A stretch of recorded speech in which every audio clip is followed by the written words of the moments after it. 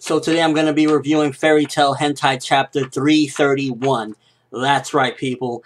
So this chapter, oh my gosh, the amount of fan service ecchi moments was rampant. Like, Hiro Mashima clearly had to let out some steam, if you know what I'm saying, with this particular chapter. Now, me personally, I've said it before and I'll say it again, I don't get bothered. I don't understand why anybody would get bothered or flustered by seeing fan service. It's just drawings of tits or whatever. But as far as, like, it taking away from the actual seriousness of the situation, that's when it becomes a bit problematic. And I felt as though, like, a chapter like this, once again, while it was funny, it takes away completely from the seriousness and the dire situation they're in, because these dragons, they're pretty much unstoppable besides the dragon slayers. They're the only ones that can do anything. Even Mita Jane in her fierce mode, she really can't do much but distract them or you know, take their attention away from the actual dragon slayers. So with all the fan service, and by fan service I mean like straight up softcore porn, it looked like straight up Natsu and Lucy were getting it on in this one.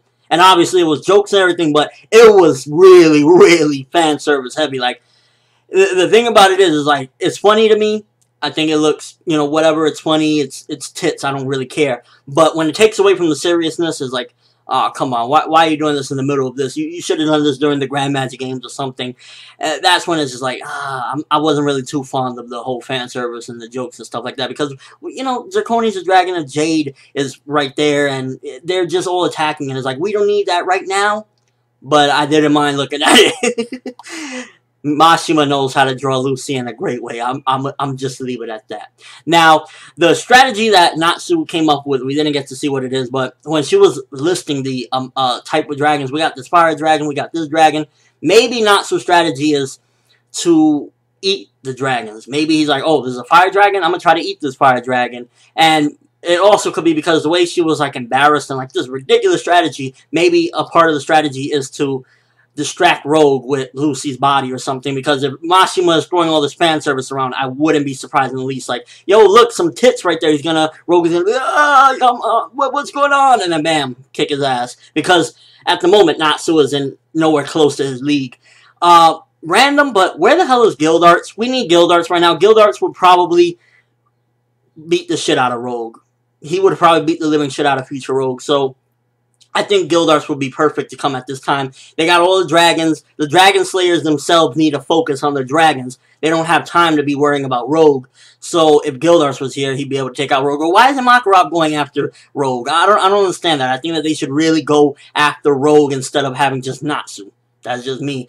Now, as far as the whole Jalal and Erza moment, this displayed that this manga still needs to go on, as far as for Erza's sake, because she still hasn't developed all the way there. She still is at that point where she still doesn't want to show any vulnerability in front of any of her friends, and at the end of the day, she needs to get to that point where she can trust them, because after all, Fairy Tail is founded on friendship and stuff like that. So she's still at the point where, no, I'm strong, don't worry about me, and it showed that, you know, you can't keep doing that. We're in the middle of a practically, you could say, a war right now, and she can't keep doing that. So that just displayed that, once again, this manga needs to keep going, because Erza needs to get that character development where she can just not always be like, you know, I'm strong or whatever. If it wasn't for Jalal, who was gonna, you know, how was she gonna survive that one? So as far as like that goes, Erza needs to get more character development. That just showed it through and through. She needs to be able to just chill out and show when, you know, I can't do it sometimes. You can't always do everything, and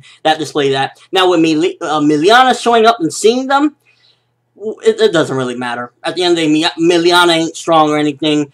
I predict it'll probably be either A, she won't really get that upset because of, you know, the situation they're in right now. B, maybe, what was it, Kagura, the girl that she was with or whatever, her leader or whatever, say, just stop your bullshit, now's not the time, whatever.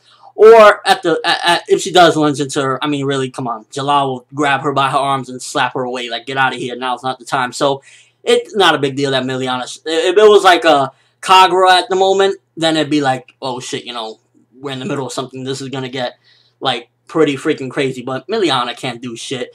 And the final thing about the chapter was the message at the end. The message that, well, not the message, the journal that was left behind. What secrets could it hold? I was trying to think about it, and maybe it's like a revelation that Future Rogue, really, he's just on some anti-hero type shit where he doesn't care what the cost really what he's trying to do maybe is to defeat the dragons at all costs. Maybe that's what it is. He's trying to defeat, not the dragons. He's using these dragons to possibly defeat Acnologia. So maybe that's a revelation, and that's possibly why Lucy was like shocked when she got killed, the future Lucy. So maybe that might reveal something, that future Rogue is just on some anti-hero shit. Like, I don't care how many people I gotta kill in my path to stop this dragon. Just so, because Rogue, he's never really, even back then, never really showed to be all that bad of a guy. So for him to go this heel kind of makes it seem like, I still don't trust it fully that he's 100% evil and wants to be just this king and defeat the Acnologia and be king of the world. I think that is a possibility. He still is just on some Danzo shit from Naruto, like just some, I don't care what I gotta do, who gotta die in the process, I'm stopping this shit, and I'm doing it any way possible. So that's a possibility that journal might reveal, or it might reveal some strategy or something, I don't know. Future Lucy didn't really seem to know too much about what was going on, so I can't see it revealing anything as far as strategy or battle strategy, because I just don't see it. It wouldn't make sense if she was barely able to see what was going on and then get back in that time machine, because she's only from like 2 days from now.